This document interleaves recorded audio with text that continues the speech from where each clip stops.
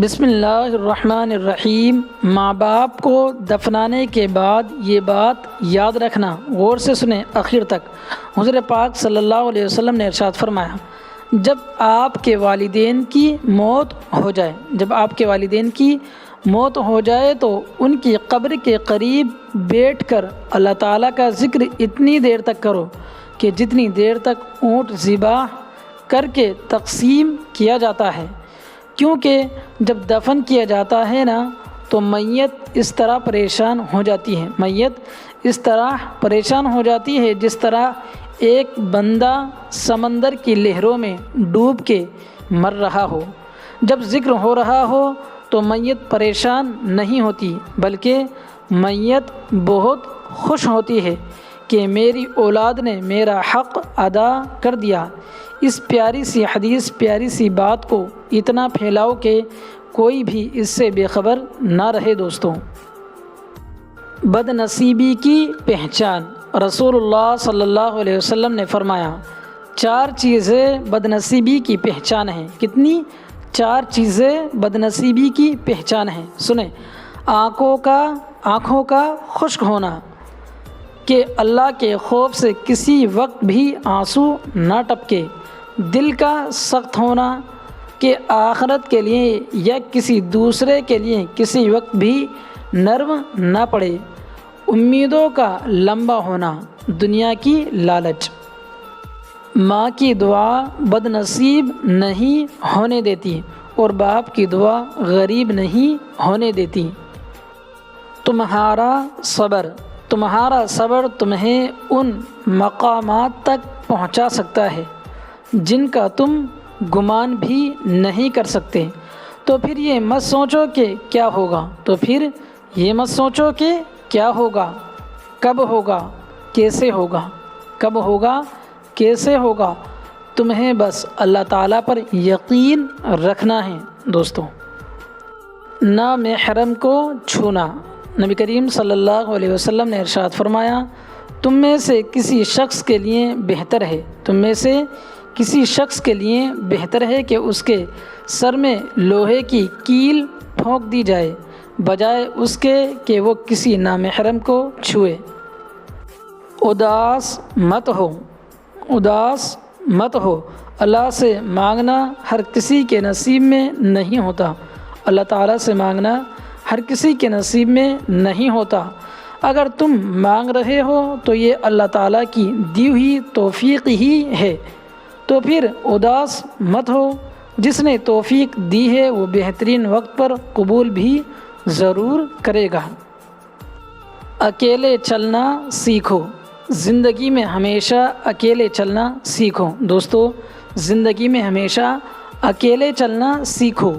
گر جاؤ پھر خود اٹھو، پھر گر جاؤ پھر خود اٹھو، لیکن کبھی بھی دوسروں کا سہارا نہ لینا۔ جس دن اکیلے چلنا سیکھ لیا، سمجھو زندگی کی ہر ہار تمہاری جیت ہوئی اور تم سے مضبوط انسان اس دنیا میں کوئی نہیں۔ اپنے بچوں کو بھی سکھاؤ، بچے جب تک گریں گے نہیں انہیں تکلیف کیسے محسوس ہوگی اور وہ آپ کے بغیر کیسے اس ظالم دنیا کا مقابلہ کریں گے۔ دعا کیسے مانگے؟ تو سنیں دوستو، رسول اللہ صلی اللہ علیہ وسلم نے فرمایا، جب تک تم میں سے کوئی شخص دعا کرے تو قطعیت کے ساتھ، یعنی اصرار کرتے ہوئے دعا کرے، اور یہ نہ کہے کہ اے اللہ اگر تو چاہے تو مجھے دے دے، کیونکہ اللہ تعالیٰ کو مجبور کرنے والا کوئی نہیں۔ اچھی بات، اکیلے ہونے کی سب سے اچھی بات یہ ہے کہ جب آپ پریشان ہوں، آپ اداس ہوں، آپ کو سننے والا صرف آپ کا رب ہوتا ہے۔ 4 باتیں رسول اللہ صلی اللہ علیہ وسلم نے ارشاد فرمایا، 4 باتوں سے پناہ مانگو۔ کتنی سے؟ 4 باتوں سے پناہ مانگو۔ ایسے علم سے جو نفع بخش نہ ہو۔ نمبر 2، ایسے دل سے جس میں اللہ تعالیٰ کا ڈر نہ ہو۔ نمبر 3 ایسی دعا سے جو قبول نہ ہو، اور نمبر 4 ایسے نفس سے جو آسودہ نہ ہو۔ لوگوں پر 3 احسان کرو، نفع نہیں دے سکتے تو نقصان نہ دو، خوش نہیں کر سکتے تو رنجیدہ نہ کرو، اور تعریف نہیں کر سکتے تو برائی بھی نہ کرو۔ قرآن کہتا ہے اپنے دشمنوں کی چالوں سے پریشان نہ ہوا کرے، اپنے دشمنوں کی چالوں سے پریشان نہ ہوا کر، بے شک تمہارا رب سب سے بہترین چال چلنے والا ہے۔ دوستو غور سے سنیں، قبر کی زندگی دیکھی جائے گی۔ ہم تمام کاموں کے لیے پیشگی اقدامات کرتے ہیں۔ سردیوں سے پہلے گرم کپڑوں کا انتظام کر لیتے ہیں، گرمیوں سے پہلے ٹھنڈک کا انتظام کر لیتے ہیں، صبح ہوتے ہی دوپہر اور رات کے کھانے کا انتظام کرتے ہیں، رات گھر جانے سے پہلے صبح کے ناشتے کا سامان لے لیتے ہیں، بارش میں نکلنے سے پہلے چھتری لے لیتے ہیں، رات میں نکلنے سے پہلے روشنی کا انتظام کرتے ہیں، لمبے سفر پر جانے سے پہلے مکمل تیاری کرتے ہیں۔ لیکن قبر کی طویل زندگی کے لیے، دوستو غور سے سنیں، لیکن قبر کی طویل زندگی کے لیے تیاری کرنے پر آمادہ نہیں، بلکہ اپنے آپ کو تسلی دیتے ہیں کہ دیکھی جائے گی۔ اچھے لوگ اچھی نیت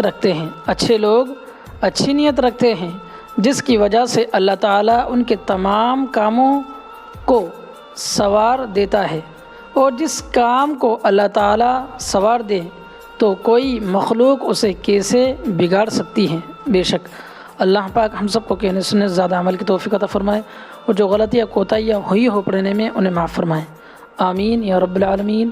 وآخر دعوانا ان الحمدللہ رب العالمین۔ دوستو سبھی حضرات سے، سبھی بھائیوں سے گزارش ہے نمازوں کا اہتمام کریں۔ شکریہ، دعاؤں میں ضرور یاد رکھیں۔ السلام علیکم ورحمۃ اللہ وبرکاتہ۔ سلام کا جواب ضرور دیا کریں۔